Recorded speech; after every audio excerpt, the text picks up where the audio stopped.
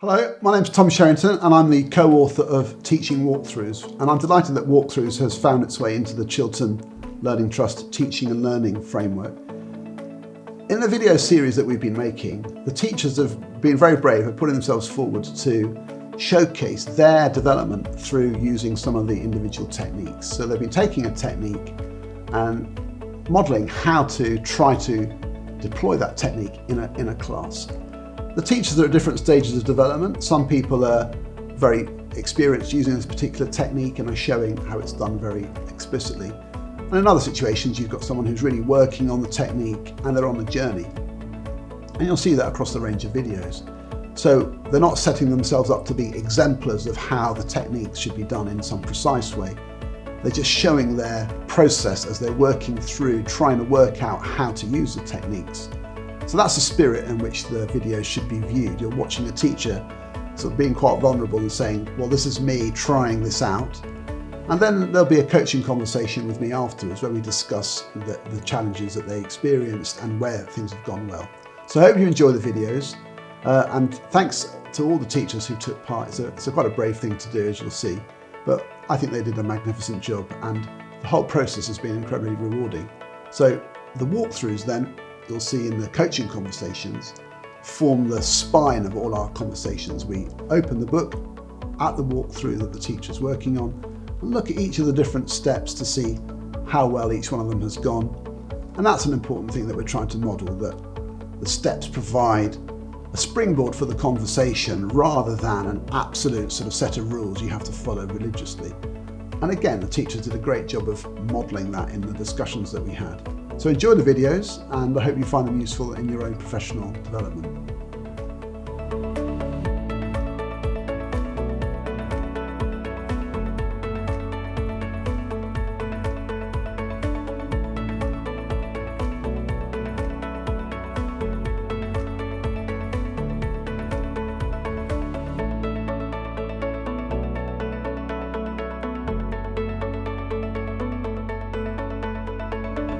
Okay, so today in maths we are going to be adding mixed numbers with different denominators. Okay, so I'm going to talk you through an example first, okay? So here I've got my example, and what I'm going to do is I'm going to partition the wholes and the fractions. So the first step I would take is I would bring my 2 and my 3 over there, and 2 add 3 is obviously 5, we know that, nice and simple, okay? Then I would bring my fractions over here. So I've got a third, add 2 over 5.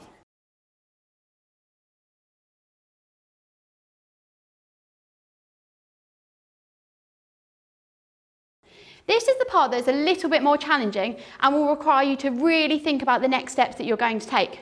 This is like what I would call messy thinking. So what I would do is I would look at this and I would look at my fractions and I would say, right, I know that they need to have the same denominator to add them. Do we all know that? Fabulous. So I would look at my smaller denominator, in this case it's the 3, and I'd say, can I do anything to that 3 to get to 5 by multiplying it by a whole number? No, I can't. So then I would look, is there another low common multiple? No. So I would cross multiply. What I mean by that is I'm going to times this fraction by 5, the denominator over here, and then I'm going to times this fraction by the 3, which is the denominator over there. Okay, we've done this before. Are we all happy with that stage? Okay, so I would do whatever I do to the denominator, I must do to the numerator. Fantastic. 5 times 1 is 5 over 3 times 5 is 15. Add, and then I'm timesing this fraction by 3. 2 times 3 is 6 over 15. Now they have the same denominator, I can add the numerators. So here, 5 add 6 we know is 11 over 15. And then to get my final answer, I will pull together my whole number and my fraction. So my final answer will be 5 and 11 over 15.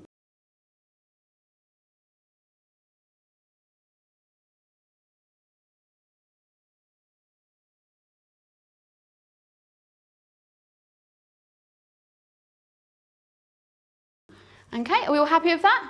Yeah. Okay, so when I've done that, I will review that by looking at my success criteria. Okay, so remember we've digested the information, made sure we understood the question.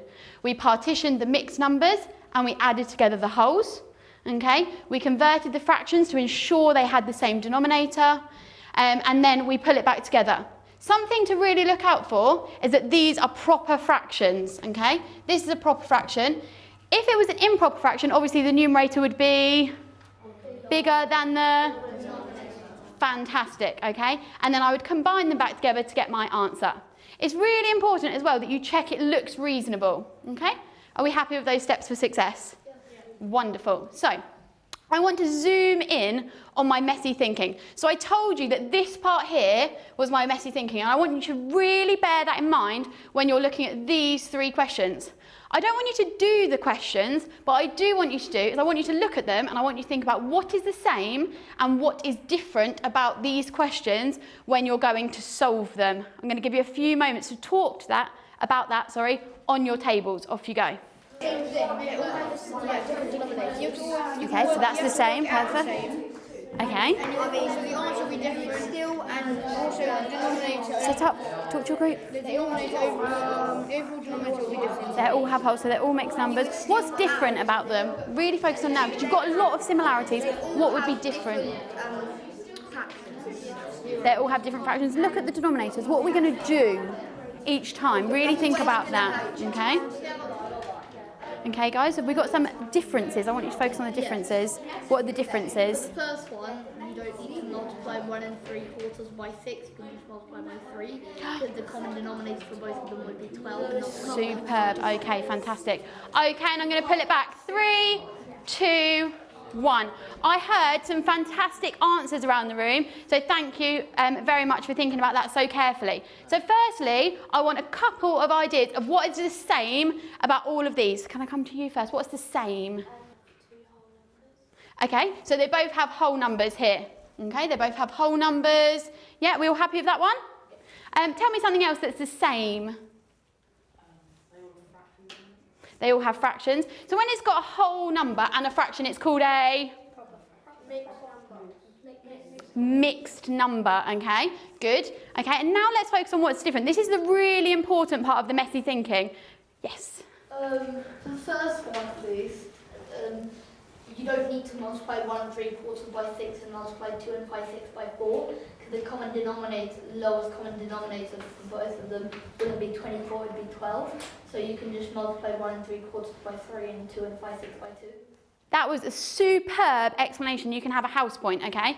So what he was saying there is we don't have to cross multiply like I did with this example here. He has found a lowest common multiple, which is 12. So what would I times 4 by to get to 12? 3.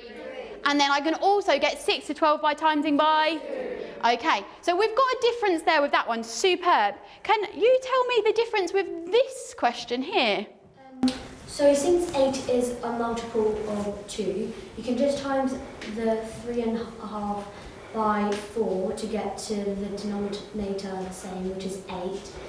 So you don't have to times 8 by anything because it's the same multiple. Perfect, okay. So we only have to change our half there. We have to times 2 by what to get to 8?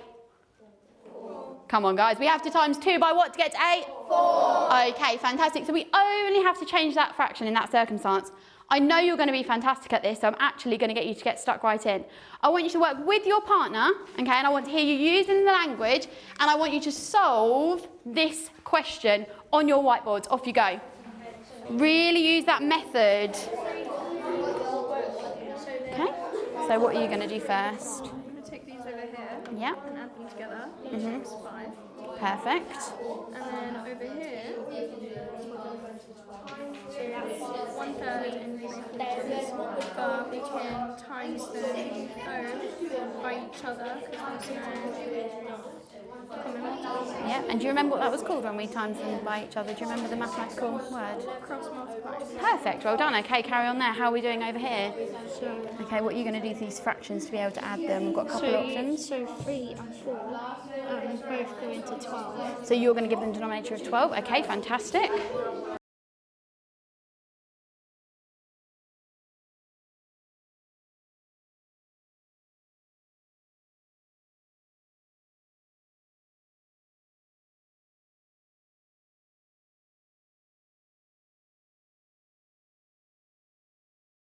So I've got 1 and 4, which is? 5. Okay, lovely. Okay, what am I going to do as my next step? I need to add the fractions. So I've got a third, add 3/4. Okay, so remember when we were discussing it, we could maybe change one of the fractions, we might have to cross multiply, we might have to find the lowest common multiple. What did you choose to do? The only way to do it was actually to cross multiply them to get the lowest common denominator. And If you do that, I got 1 3/12 3/12 plus 9/12. okay, so what did you multiply this fraction by, just in case anyone's not too sure? Yeah. It's 4/12. Oh, okay, thank you. Thank you for correcting yourself. What did you times this fraction by? I multiplied that one by 4. Okay, multiply that by 4 because it's this denominator here, so it's 4, okay? Perfect. And then what did we times this one by? 3. Times it by 3. Everyone happy with that step? Yeah. Okay. Now, what do I need to do to finish that line? You can add them together, which is 13/12. Okay, again, linking back to my example here, what is different? What is different? Yes. The numerator is bigger than the denominator. Okay, therefore it is a Improper fraction. improper fraction. Thank you so much. Can I leave that as an improper fraction? No, I can't. And I would say that this is an illegal maths move. Who knows what I must do? Do you know what I must do? Yeah. So 12/12 would it be a whole? So then there would be one remaining. So it'd be 1 and 1/12. Do we agree with him? Yeah. Perfect. And how do I get my final answer? How do I get my final answer? You add the 5 onto the 1/12. And that would make it? 6 and 1/12. Show me your thumbs if you got that answer.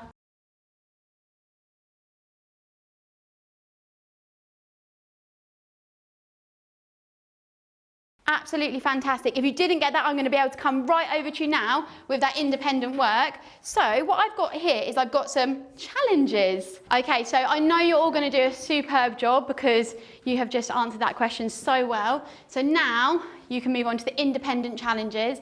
So obviously we've got challenge 1, 2, 3, 4 or 5.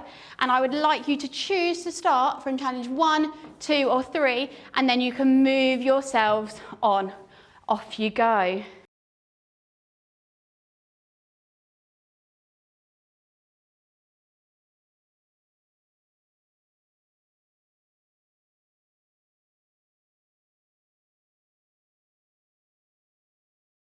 Hi Kate, it was really good to see you teaching the other day, really enjoyed it. Thank you for letting me come and watch your lesson. No problem. And you're looking at the live modelling, which is a really important technique, especially when you're doing maths, and it was great to see you going through the walkthrough. And so we're going to look through the steps of the walkthrough, just a kind of way of evaluating things, but I thought it was really, really good example of it. So you're looking at mixed numbers, different denominators and adding them, so the students got to find lowest common denominator, that type of thing. Mm-hmm. So that was great. She had a nicely chosen example on the board, and you know, you did all the talking and you went straight into the talking, and you actually got quite a nice way of talking through your thoughts, which is, I've worked with teachers where they find that just hard. You know, they want to do it and then talk, but you're sort of able to say what you're doing at the time, and that's quite nice. So I think that's something you've obviously crafted, which is good to see. Thank you. And then this is what I loved. You said, okay, this is what I call the messy thinking. And to me, just to use that phrase, it's kind of allowing the students to think, okay, this bit's supposed to be this is a bit where we have to really think hard. And I like that, so that you use that term. And something really explicit, like, I know I need them to have a common denominator, but what is the common denominator? So use that sort of stating the problem that you're thinking about and then finding the answer. That was great. And then, of course, getting to the 15th, because it was thirds and fifths, all of that. So that was all nicely done. And then he talked about the criteria and whether you'd kind of met them. So that the idea of having some success, have I achieved it? I suppose part of me thinks that in maths, one of the things to do there is to sort of say, does it feel like about the right kind of answer? Because I feel like in maths, you're trying to sense of scale, and for other types of problems, sometimes you'll be saying, does it seem about right? You know, that's about how big that is, that's about how big that is. So in maths, you kind of have this idea of what kind of answer might I be getting, and is it sort of in the right zone? But generally, the whole thing of checking was nice. And then we went into those examples. And this is a brilliant idea to have different questions. And I thought that was a really clever way of getting them to talk about it. Not do the maths, but are they, what's the same and what's different? And I'll ask you a bit about the rationale for that, but that was all really good. And then, of course, you reach the point of, right, now get on with some on your own. So you just set them up really well, like from the modelling through to this, to the practice. And that was just a nice sequence. So all those things are strong about it. So if we're going to talk about doing it even more effectively, where would you be thinking, okay, if we probe a bit, what would you be thinking, that bit was a bit awkward, or I wish I'd done this, or some of the students still found this hard?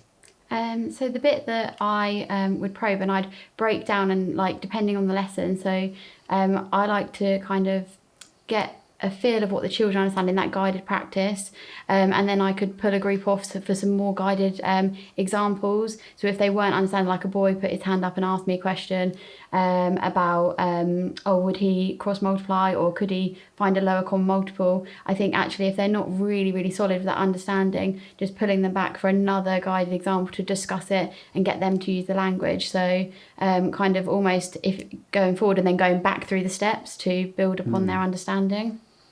Okay, and it was interesting because I don't know what your expectations were, but they seemed to be able to do it more, perhaps better than you might have hoped they would, because you sort of did this quite good decision making where you just sort of, a student gave this really blinding answer about how on one of the examples you don't need to find you don't cross multiply, you just find the lowest common multiple because it was halves and eighths or something. It's like, oh, okay. Yeah. So he didn't need more. That student was at least able to go, right, okay, I can crack on. Yeah, he was ready, wasn't he? And then when he went into the independent work, he chose straight away to go straight on to challenge 3, because I gave them that option, challenge 1, 2 or 3, start there, and then you can build yourself up to challenge 5. He straight away went to challenge 3, and then he only started finding that deeper level of thinking on challenge 4 with the missing numbers, because that was much more challenging. So he then had to go back to the model to be able to take that step to find the missing numbers. Yeah, that's really interesting. But you left the models up, and this is again, which, I mean, you got the whiteboard, you got the board at the side, and to me that was really strong practice, so that you're leaving the models to be seen whilst they're doing the practice, and that is, not everybody does that. Sometimes people like wipe those off and you're thinking, where have the models gone, and they no longer can see them. So that was all really good. I think something to take that forward to the next step as well would be making sure it's up on a working wall so that they can see that flow throughout, especially if you've already covered addition of fractions. Adding that onto a working wall for the flow would have been my next thing to think about. And bigger. I mean, one of the things that I mean, it's difficult, you know, when you're in the back of the class, like the sort of success criteria slide and the scale, it's just I just go a bit bigger, even in the writing on the board, because from the back of the class, you're sort of peering in to see. But that's a tiny issue, really. The main thing, if from my point of view, that I was going to sort of see how you felt about this, was that during the modelling is to check if you're understanding kind of as you go. And a couple of times, there's a kind of a little thing which you occasionally kind of use, which is to say something like, is everybody happy with that step? And do we agree with that? And when you're saying that sort of very generally, you think, well, how do I get an answer for that? If everyone says, is everybody happy? If they say yes or no, you don't really know. So sometimes you said that, but then you thought, oh, hang on a minute, no, I better ask somebody, because in itself saying, is everybody happy with that? And they will go, It's sort of, you know what I mean? So just watch out for that type of, we all do it. It's like a classic kind of teacher thing to ask that sort of almost rhetorical question. Maybe about some form of assessment, thumbs, or like out of 5 could develop it a bit, do you think? Maybe, or I would just use more cold calling. So during the live modelling, it's sort of say, stop for a minute and just say, okay, everybody, let's have a think. I've just done that. Why have I made the lowest, how did I work out 15 as the lowest common multiple, or the denominator? Have a think, why is it 15? And then, James, so why do you think I've chosen 15? And it could have been at that point any of them. So you cold call.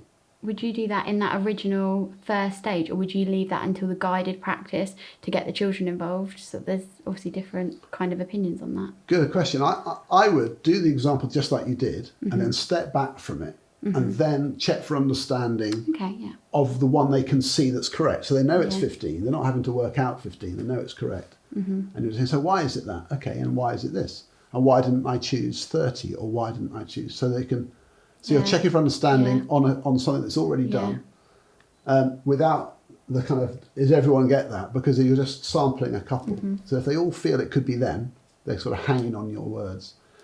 But yeah, that's why the live modelling that you did was so good, because they can see it nicely unfolding correctly, and that's the correctness which they're learning from. Oh, okay, that's how you do it. Okay, it's only that, and they're seeing it's doable, and that's what you modelled so nicely. It felt, although you said messy thinking, you made that seem sort of, all right, it's messy, but look, we can achieve it. Yeah. So that you made it seem sort of doable, which was nice, you know, and that's how maths should feel like. It's not like super hard, it's just a couple of things.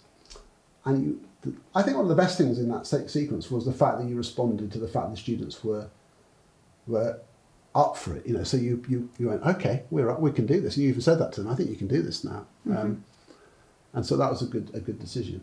So look, so to focus in on the kind of the action step to go ahead. What do you think? What do you think? Okay, this is the thing I'm going to take away and kind of. Yeah, I definitely think the like once I've done the model and showed them my thought processing, probing to understand their thought process would be really good to stand back from that model, look at specific elements, especially the more challenging, messy thinking elements, and kind of cold call questions. That would be a really good next step. Yeah, I think so. And then they're even the least confident students are even more clear, and then the same exact thing would flow. Well, I think that's a great idea. So that's the step then, to do that more checking for understanding just at that exact point, just after you've modelled the thinking, while you're in this stage 3 of it, review the success of your quality of your work. There's that checking for understanding. Yeah, definitely. That's great. Okay, well look, I mean, if I say you're gonna, you'll be doing this stuff for a while, but because it doesn't even matter what the subject is, you'll be teaching them more maths. If I drop in, say, our next time, I think it's about 3 weeks from now. Yeah. So if I say this first period after lunch on that Thursday, if I drop in there, and then we'll follow up the next conversation after that. Perfect. All right. Thank you so much. That was great. Thank you. That was really good.